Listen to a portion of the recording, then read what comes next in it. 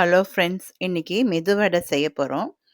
அதுக்கு 200 கிராம் அளவுக்கு உளுந்த ஒரு 1 ஹவர் ஊற வச்சு நல்லா அலசிட்டு எடுத்துக்கோங்க. தண்ணி ஃபுல்லாக நல்லா வடிச்சிடுங்க. வடிச்சிட்டு கிரைண்டரில் போட்டு நான் மாவு அரைச்சிட்டேன். கிரைண்டரில் போட்டால் மாவு நல்லா உதிரியாக இருக்கும், நல்லா சாஃப்டாகவும் இருக்கும். மிக்சியை விட கிரைண்டரில் மாவு நிறைய கிடைக்கும். தண்ணி ஊற்றாமல் அரைச்சிக்கோங்க. அப்படி உங்களுக்கு கஷ்டமாக இருந்தால் கொஞ்சம் தண்ணி தெளித்து அரைச்சி எடுத்துக்கோங்க.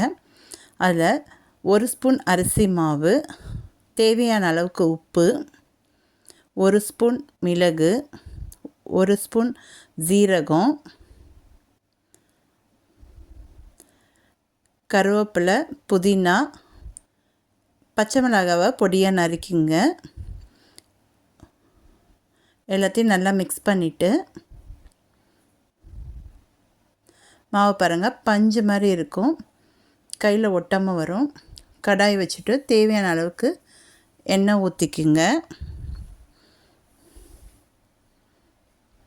அதில் எண்ணெய் ஹீட் ஆனோடனே கையில் தண்ணி நனைச்சிக்கிட்டு அதோடைய மாவை எடுத்து அதில் போடுங்க. அப்போ தான் மாவு கையிலையும் ஒட்டாது, நல்லா போட்டோடனே டக்குன்னு அழகாக எண்ணெயில் விழும்.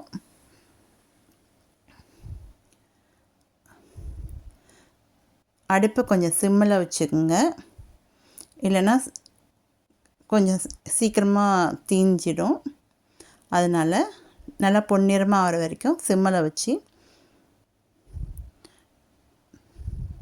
இடுங்க. அப்போ தான் வடை நல்லா பொறன்னு